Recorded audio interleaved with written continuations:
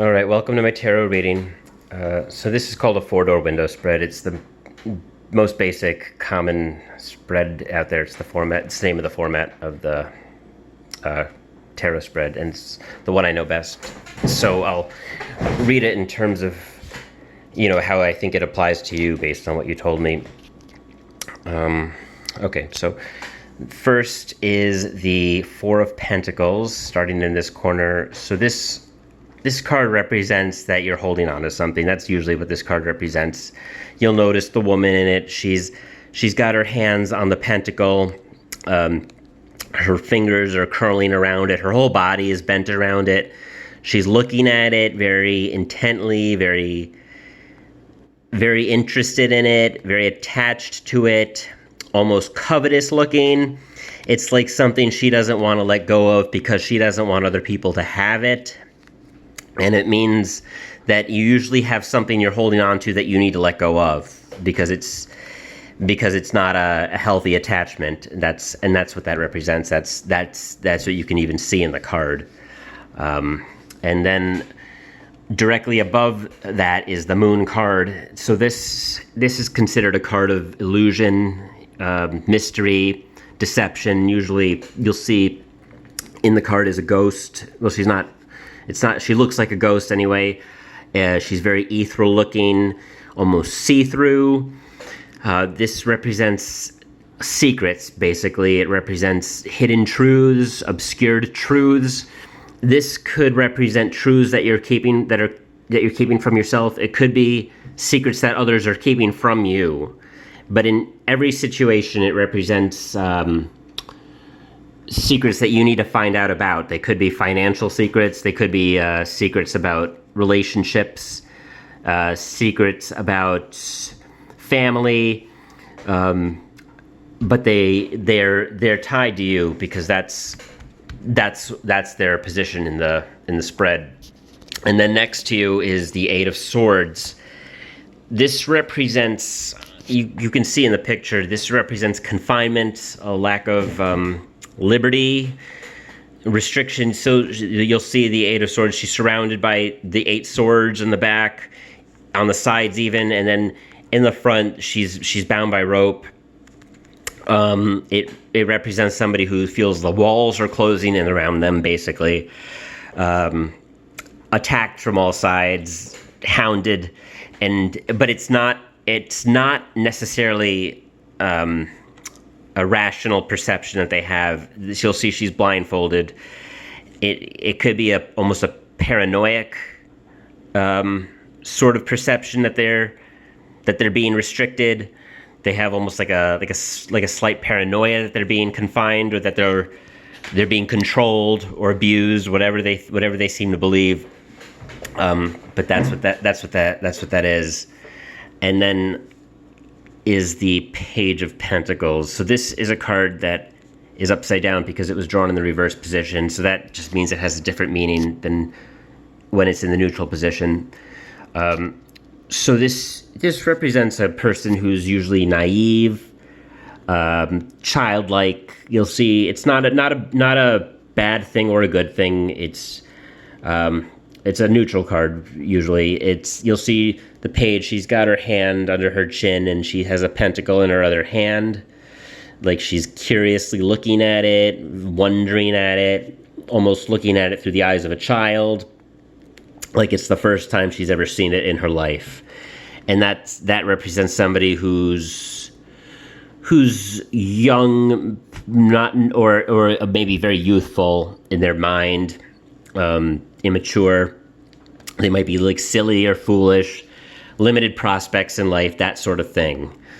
And that's what the page is. So then we move on to the Two of Cups, which I also drew in the reverse position. So this is a pretty meaningful card, especially given what you've told me. So you'll see that there are 2 cups, and they're so in the neutral position, this card usually represents like a harmony in a relationship, but in the reverse position, it represents disharmony. You'll see that the staff This is the Kedusha symbol. It's the two serpents with wings. You see it on like ambulances, I guess, although it's not truly a medical symbol. It's used that way, but it's actually the rod of Hermes, and that represents a message, and it's in between you. So it means there's a rift in between two people in a relationship. When they say one hand is not speaking to the other, or whatever the hell that saying is, that's basically what this represents. It represents an imbalance. It could represent one side feels bullied or abused, or there's an imbalance of power. There could be a power struggle going on. It could be a financial power struggle, an emotional power struggle. It could be any of those things, but it's a power struggle that needs to be resolved, and that needs to be resolved either by you breaking away from it or by finding out what's causing it and fixing it. And then after that is the Hanged Man in the reverse position, which is similar to its meaning in the neutral position, but still different, subtly. This represents like hesitation, stagnation, being suspended in time, I want to say. You'll notice the Hanged Man, he's got a rope in his hands. He's hanging over a branch and he's holding the rope in his own hand. He's keeping himself there. And that means that there might be an indecisiveness that you've got going on, a need to make a decision that you're afraid to make. It could mean that you're afraid of what comes next, although not necessarily. But in every situation, it means that you're stuck, basically, and it's you yourself who's keeping you there, and that you're usually missing opportunities as a result of that. And then is the Tower, which is in the reverse position too, which is interesting. So the Tower in the neutral position usually means there's a crisis or disaster that you need to either avert or prepare for. But it has a very different meaning reversed. It means that there's just like the Hanged Man in reversed, it means that there's a hesitation, but a hesitation of an issue that might actually be urgent. It could be because of a fear of going forward. You'll see underneath the tower, or rather in the tower, the man is falling from the tower, and underneath him is the sky. He's basically falling into oblivion. He doesn't see what's ahead of him. He's going into the unknown, and that's what this represents, a fear of the unknown. And just like the Hanged Man, it represents missed opportunities as a result of that.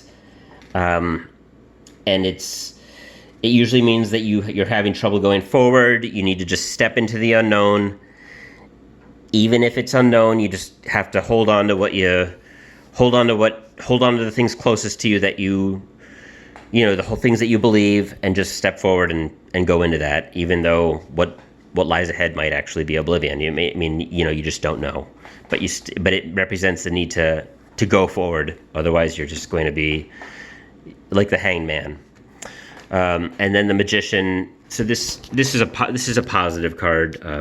He represents like control, creativity, mastery. So you'll see the Magician, he's holding onto his wand, and he's flourishing his hands. He's looking ahead with very sharp eyes. He's wielding his wand with very deft hands.